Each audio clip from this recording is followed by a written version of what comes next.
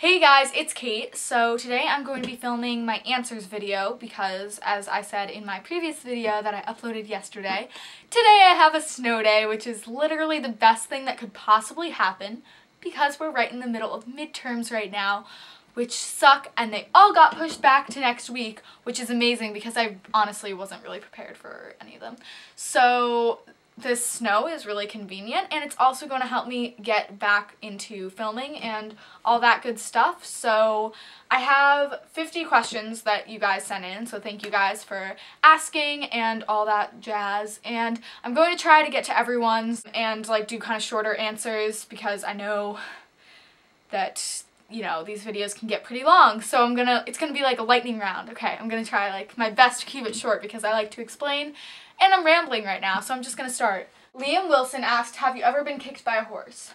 No, I have not, but my friend got kicked by her horse last year and had to go to the hospital, but you know, knock on wood, it hasn't happened to me. Brand, I don't really know how to say it. People say bits and spurs are horse abuse, so what's your opinion on them? I personally don't think that they're abuse. I think a lot of it's controversial because they can really be misused, and I think if you use them correctly and properly, I don't think that they cause any harm because a lot of my friends, like if I ever tell them that I wear spurs with bow, they'll be like, oh my god, like aren't they sharp? Because they think of the Western movies with like the big sharp roller spurs. I have like the rollerball spurs, and when you think about like a tiny little poke compared to a 2,000-pound animal, it's not, but they can be misused. So, but I think if they're used correctly, they're just a training aid. Bianca S asked, how do you sit back when you canter? Sitting back when you canter is something that it just takes a lot of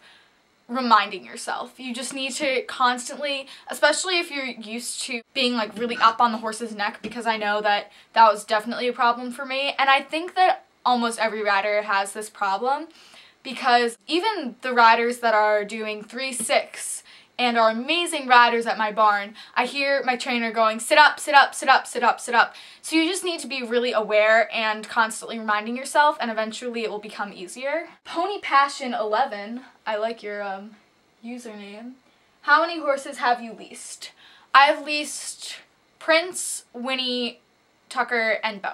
So 4. Sarah Green asked, can you do beauty videos, and why were you gone so long? For the beauty videos, I could try. I don't know, I don't really like wear that much makeup on a day-to-day basis, so I don't really have like that many different makeup looks and stuff I can show you. I can maybe do some favorites or something. Why was I gone so long? You know, it's just really hard to, I need to try and get myself on a schedule because it's hard to like get these videos filmed and edited in time, and it just is time consuming. So I haven't really had enough time for that with like high school swim team, club swim team, riding 4 times a week, and everything. So, but I'm trying my best, so hopefully I'll get more videos up soon. Just know that I'm never actually like leaving. Like I still check my YouTube, and if I'm ever actually going to just quit YouTube, I'll let you guys know. But just know that like even though my videos might be spaced out, I'm still like active and stuff. Emmy Porter asked, do you ride and go to school with Grace and Kelsey from Dare to Dream 1999? Yes, I do. Well, I don't actually ride at their barn anymore because I switched, but yeah. LJ asked, when and how did you get your GPA Speed Air? Did you pay for it or was it a gift? I really want one. Okay, so this actually has a story with it. I really wanted the GPA Speed Air, and for those of you who don't know, it's a really nice show helmet that can cost $600, which I know sounds insane, and believe me, it's a lot of money. Basically, I asked my parents for it for my birthday, and that was the only gift that I got. So I didn't have a party because I got a $600 helmet, and I didn't get any other presents from my parents, and like I think like some of my cousins and like my aunts might have pitched in. So it was just kind of like a big thing for my birthday. So it's not like I just went out and bought one. And as far as my recommendations for it, I would honestly, if you're debating on a GPA or a Charles Owen, I would go for the Charles Owen. I love my GPA, like, don't get me wrong, but I don't think it's worth $300 more than a Charles Owen. That's what I think about it. But if you really want one and you know that's the one you want, then I would just go for it, like, if you have the money to spend. Natalie Loves Cannon asks, what are some good saddles that are low, about $800-ish? Okay, so, I think that you really need to do your research when you buy a saddle, because I think that it's really easy to get a bad saddle. I would definitely check out Dover, because I know they have inexpensive saddles. Pessoas aren't too expensive. I think they're a little bit over, like, the $800 mark. Something that I would recommend to get some good saddles is used, because you can get really nice, maybe even custom saddles for very low prices, and I would try and do that first, and then if not, you can always check different options at Dover and stuff. But I would definitely try and look for a nicer used saddle, because then it will also be broken in, so you don't have to go through that whole, like, breaking it in process and such. So that's what I recommend. Okay, Jonas Lover All the Way 1 asked, do you go to school and ride with Dare to Dream 1999? Already answered that. And what was the highest jump you've gone over? 2.6 is generally the highest that I think I've jumped, so not super high. Hannah Montano asked, how long have you been riding? I started taking lessons when I was 9, and I think I was in the fourth grade. So if I'm like 5 or 6 years, but I did like trail rides and stuff on vacations before that, but that's when I actually started taking like serious lessons. Sorry, Master Dova 232 asked, do you prefer English or Western, and why? I prefer English just because I feel like I have a lot more contact with the horse when I'm riding. Like, when I sit in a Western saddle, I feel, well, I mean, also the only Western saddles that I've sat in have been on trail rides, and I'm pretty sure they're not the best quality, so I don't know if I can completely gauge, but I just really feel disconnected from the horse. And you can jump in English saddles, which is really fun. Some of these are repeats, so I'm sorry if I'm like skipping over your question. Christine Hunter asked, what is your favorite event to show in with your horse? So equitation, definitely, because I really only do the eq and hunter. And equitation, they're judging you as a rider. They're not looking at how nicely your horse moves or judging how much money you spent on your horse. So I feel like even though it's not completely fair, it's more fair as opposed to hunters. Abby Morrison asked, how do you show your horse you're the boss, and how do you convince your parents to get a horse? Okay, so as far as showing your horse like you're the boss, I think in order to just have control of your horse, you need to ride with confidence, and I think that that's kind of something that you need to kind of learn to like grasp. Sorry, my neighbors are like banging the icicles off their house. Okay, I think that you just need to have confidence riding. You need to trick yourself, even though if you don't technically feel this way, you need to tell yourself, I can do this, I can handle anything this horse throws at me. If he bolts in that direction, I can handle it. If he starts bucking me and going insane, I can handle it. Grace from Dare to Dream 1999 says, hi Kate's viewers, it's me, Grace. And yeah, so Grace says hi. So that's what I would do to like control your horse. And as far as convincing your parents to get you a horse, I think that for a lot of people, and it was certainly this way for me, and it still is, it's still the reason I don't own my own horse, is it's an insane financial responsibility. It is probably the most expensive sport out there. I'm sure if your parents know how much you love horses, they will try and do their best to help you with that dream, but at a certain point, there's really just, some people just can't afford it financially. And I think that a good alternative to that is taking lessons. Maybe you can volunteer at your like local barn, and you can work with all the horses. And I think if you kind of get to know like horses owners, you can start maybe riding them on the weekends or something like that. I think that if the reason your parents aren't getting you a horse is because of the financial just stress that it puts on your family.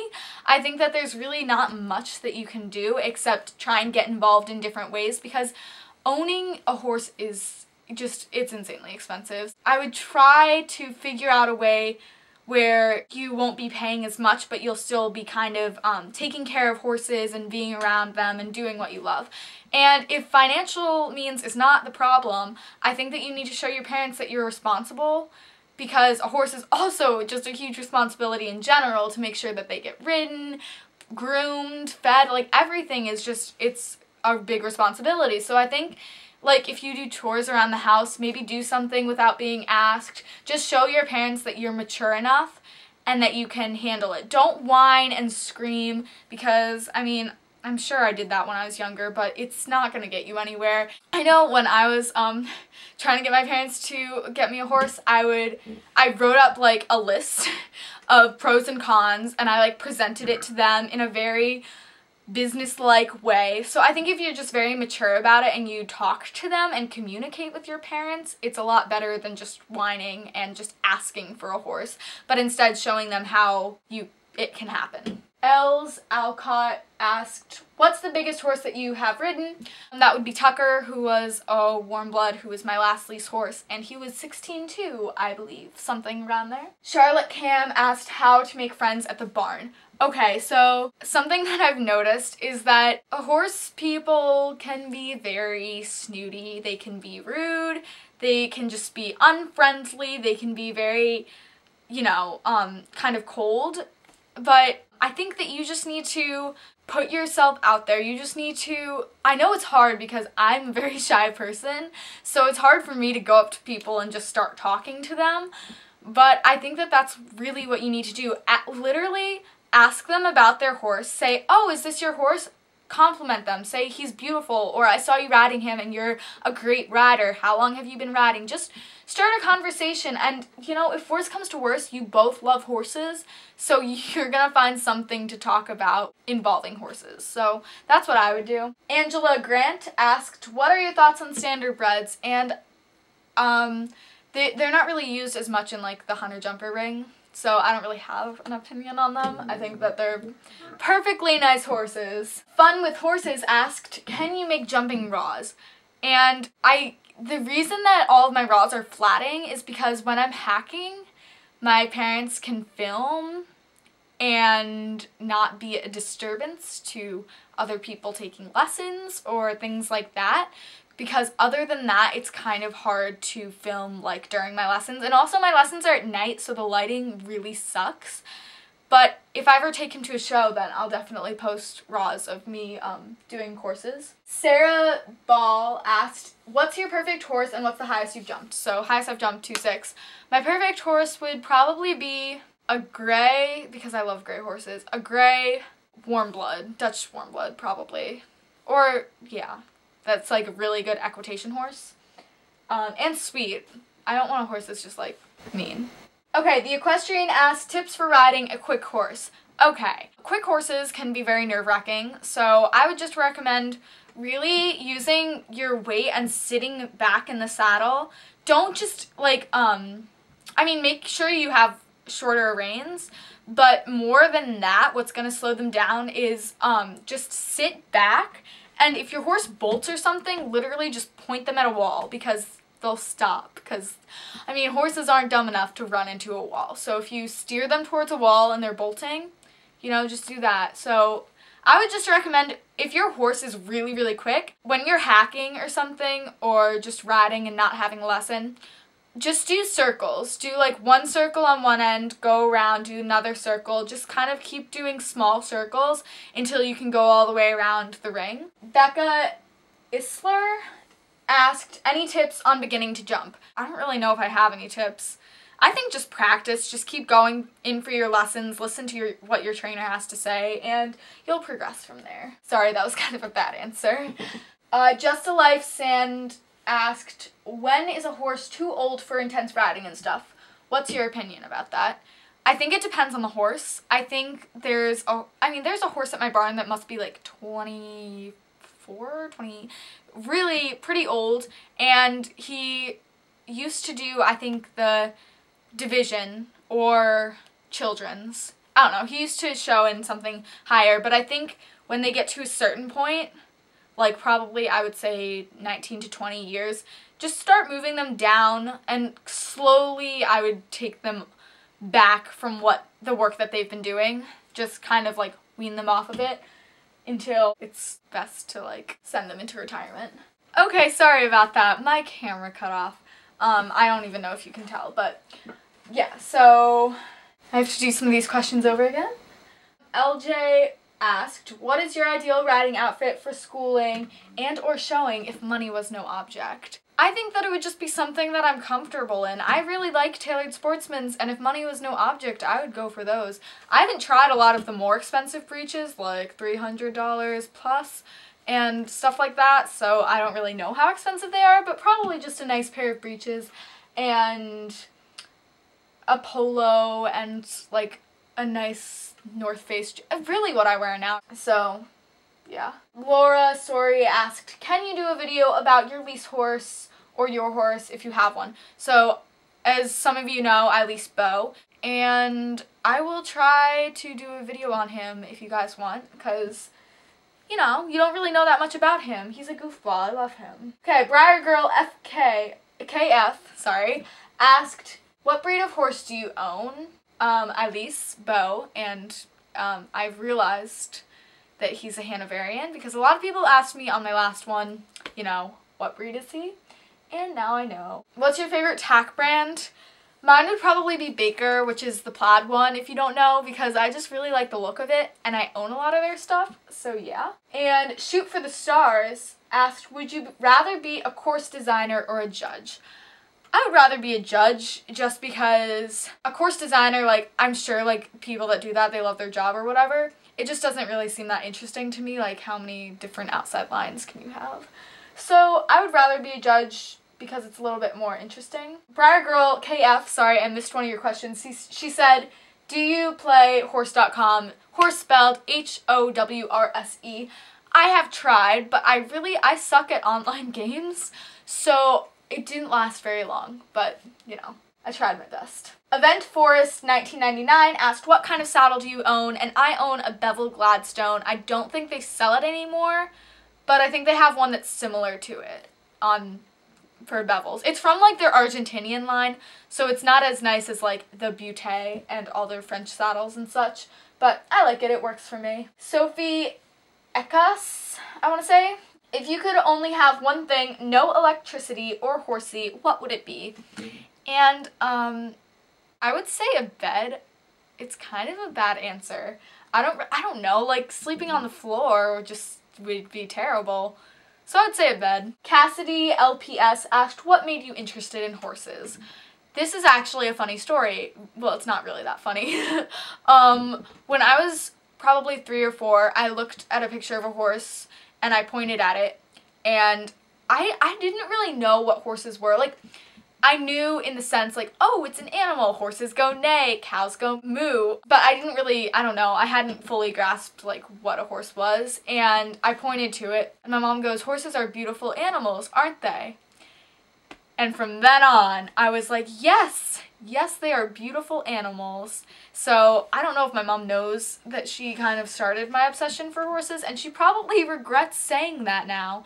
But yeah, from that day on, the horses were my obsession. MTG Rider asked, do you know a good place to get an inexpensive or used saddle that's inexpensive? So inexpensive, I'm not really sure, because inexpensive means a lot of different things to different people. If you're looking for a really nice saddle that maybe started off as $6,000 and now is $2,000 to $3,000, I would definitely check out CWD Cellier. I'm not sure if Cellier, I don't really know how to say it, so sorry. Because they have really good saddles on their website, used saddles, all really high-end, like made in French, the good saddles. And the good thing about getting it from CWD is it's a reputable